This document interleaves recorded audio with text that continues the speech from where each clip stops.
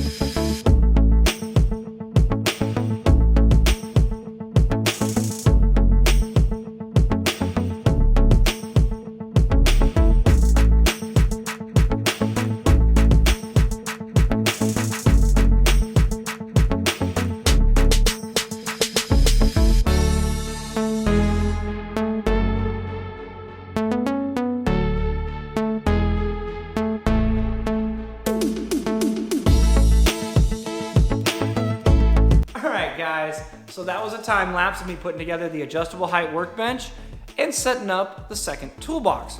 I probably should have had an assistant help me flip that thing over, but I was here by myself, so I just needed to get it done. After that, it was time to set up and organize this garage. I didn't really time lapse it because I figured I would just show you guys right now. So without further ado, let's check out this garage. Alrighty guys, are you ready to see the new Fix-It Garage? Ready? In 3, 2, 1, garage!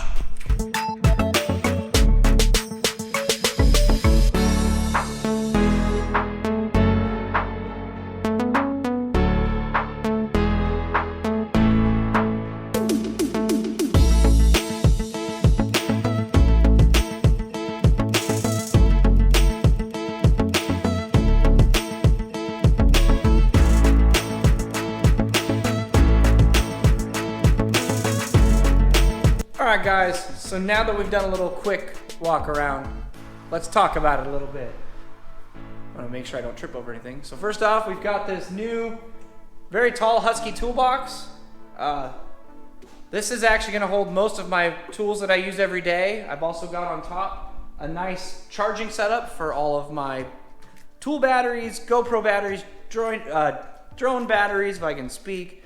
So everything that I'm going to need for charging, it also has, let me plug it in, has a really nice light. Works pretty well for, lighting up the top of the toolbox. So we'll leave that unplugged for right now. So that's the new big Husky toolbox. Next, we're going to move on to this, the adjustable height workbench. I already love this thing. I've been using this thing all the time. It's nice because I can, if I put it up all the way, I can actually get it really close to the cars that I'm working on, almost get it over the hood. These kind of get in the way a little bit on some of the cars, but this will come in handy when I'm actually working on cars. Plus, it's got a nice vise for if I'm doing anything like that. Then we have the new big Husky toolbox, which has this table in the way, which I can move later. This is gonna hold the rest of the tools that I have, and it's actually got room for more, because as a technician, I never seem to have enough tools. All right, so next, in this corner over here, we have my quick jack, the cherry picker, an engine stand, and some floor jacks. All very important things when you guys are working in a garage like me. I love having those quick jacks. They make it a lot easier and a lot safer when I'm working on cars. But I still always keep some floor jacks around just in case it's something quick and I don't need to set up those. Next, we've got a tire rack. So I've got right here, we've got the snow tires for the CRV, which actually need to go on. And then I've got the original wheels for my STI with no tires on them yet. These will eventually be getting snow tires, probably next year. Not in a financial position right now to be buying snow tires. Not a big deal though. Then we have this shelf with all of my chemical guys, detailing supplies, fluids, so I've got all my oils and everything. And then if we come down here, we've got more oil, we've got some Rain-X, and then we have my shop cleaning supplies. All my super clean products are down here. The wheel cleaner's down here for right now. Eventually that needs to go up there with all my other detailing supplies. I'm still, like I said, organizing it, getting it set up how I want, but everything's here. We've got a tranny jack down here. We've got a leveler down here. I've got jack stands. Yes, these are Harbor Freight jack stands, but these are not the ones that were recalled, so we're safe. I already made sure of that. Then I've got all my accessories for my quick jack. So different lift points, I've got extra fluids, stuff like that, you know, normal stuff. And then we've got, you know, different automotive supplies. So I've got like wire, electrical stuff, loom, so I can build wire harnesses, which is gonna come in handy really soon. But that's all I'm gonna say about that. My pressure washer, I'm running a Karcher pressure washer, electric powered. Eventually I'd like to go to something with a little bit more power, but right now this is working. Again, up here, more detailing supplies. And then if you guys follow me this way, we've got in these bins are just car parts. These are different parts for different cars. There'll be other projects stored up here. I've got more room to store more project parts up here. And there is stuff for an R32 Skyline. If you don't know much about me, I actually had one at one point, but that's a very long story that I'm not gonna talk about. I also happen to have up there, on top of that, that is some interior trim panels for an R32 GTR. I'm working on getting rid of them. They're not for sale. They are accounted for. I just haven't had a chance to go take them where they're supposed to go. This area here is still being worked on, but we're getting close. The garage is starting to look pretty good. All right, guys, so that was a quick little tour of this garage all set up. It's not huge, but it is big enough to fit 2 cars. I can park them both in here, and I can actually say I have a car with an engine out. I have enough room now. I can have both cars in here and still work on the engine with plenty of room. I don't have to worry about bumping into anything. I've got tons of space, which was the big thing with this garage reorganization and remodel. Alright guys, that's gonna do it for today's garage tour. That is gonna wrap up the garage remodel series. So now we're getting back to work on cars.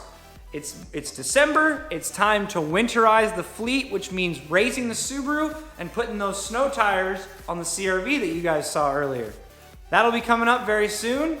Thank you guys for watching. If you like what you saw, remember to smash that like button. If you want to see more Fix-It Garage videos, remember to subscribe.